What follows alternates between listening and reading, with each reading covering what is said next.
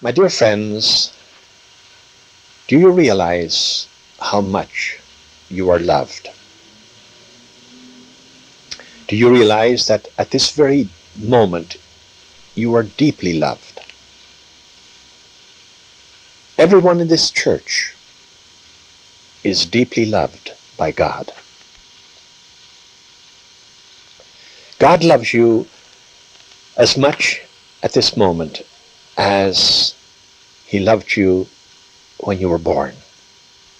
His love for you has not changed one bit. And even though we have all done wrong, we have done many things that are wrong, we have sinned, God's love remains the same. It doesn't change. And even though in the future we will do wrong, His love for us still does not change. He loves us with great intensity. And the love which He has for us is not based on any conditions. He doesn't love you because you've been good. His love for us is based on nothing. God loved us before we existed. And what is more, He doesn't play favorites.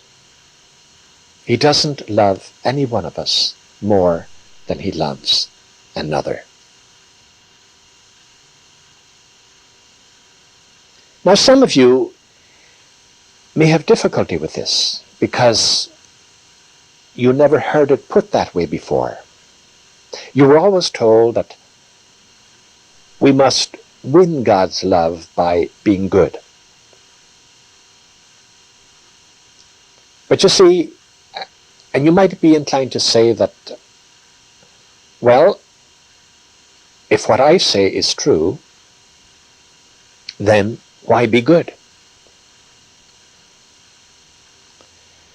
But you see, if somebody says that, well then they really don't understand this love, the love that Jesus is talking about.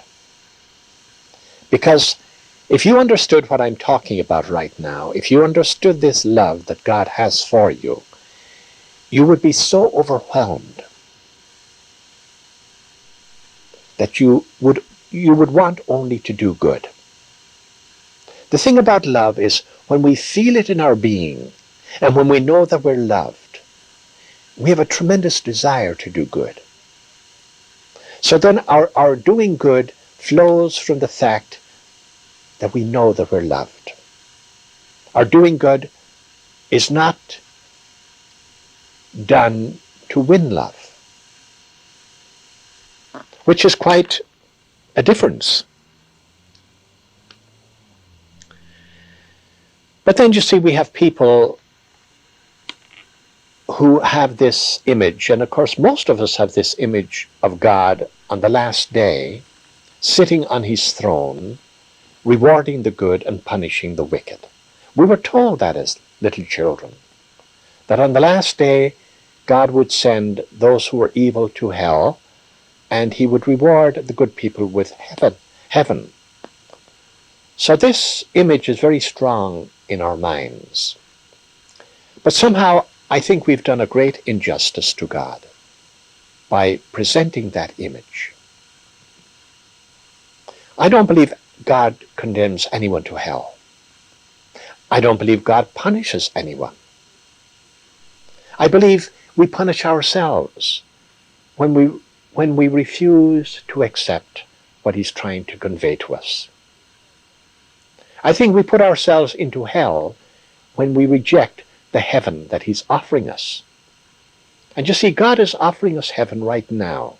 He's offering us extraordinary love right now. But a lot of people, somehow they have difficulty grasping it. They even somehow resist it. And they somehow believe it can't be true. So they don't believe it. So in a sense, they reject it.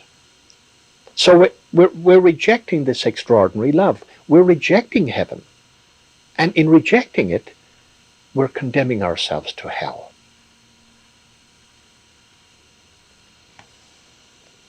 You see, a lot of people in the world are much more comfortable with the idea that evil people should be punished and good people should be rewarded. That's how we do it in life. That's how society operates. We have our jails, and we put people in jail who we consider to be evil. And then many people believe in the death penalty. We believe some people should be just put to death for what they've done. So we're comfortable with that way of operating. So then we conclude that God operates the same way. But rewarding the good and punishing the wicked is the approach of the rational mind, because it's a logical approach. But you see, God is above logic. God is not limited to the laws of logic. Love is not limited to the laws of logic. Jesus Christ operated very differently. And he's presenting to us a message that is much larger than anything logical.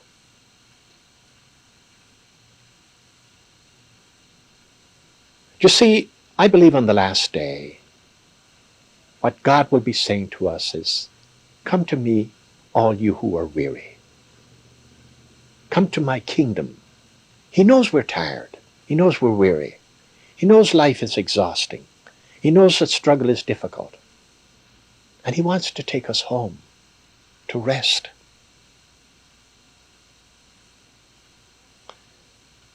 In the Gospel of today's Mass, we read about the Beatitudes. Jesus speaks the Beatitudes, those beautiful Beatitudes. He said, "Blessed are the poor in spirit, the kingdom of heaven is theirs. Blessed are they that mourn, for they shall be comforted. Blessed are the meek, for they shall inherit the land." And he goes on with those beautiful blessings. And what is he telling us in the Gospel of today's Mass? He's telling us that, even though we suffer, even though we're going through trials, we're going through great difficulty in life, even though we feel lonely and lost, even though we feel maybe rejected, abandoned, even though we feel we're too sinful, we've done so much that is wrong that we don't deserve, God is saying to us, you are blessed. I'm with you. I'm with you. I love you. No matter what's happening to you, no matter what's going on in your life, I'm with you. That's what he's telling us in today's Gospel. He's also telling us that when we're going through trials and tribulations, when we feel lost and abandoned, very often we're more open to his message. We're more open to listening to him. And that's why we're blessed. The people who have it all together, the people who feel that they're in control of their lives, very often they're not very open, because in a sense, they feel they don't need God. They're able to do it themselves. So we're blessed when we're vulnerable. We're blessed when we're weak. We're blessed when things are not going well for us. Even when we're physically ill, we're blessed because somehow then we're more open. Then we can hear what he's trying to convey to us.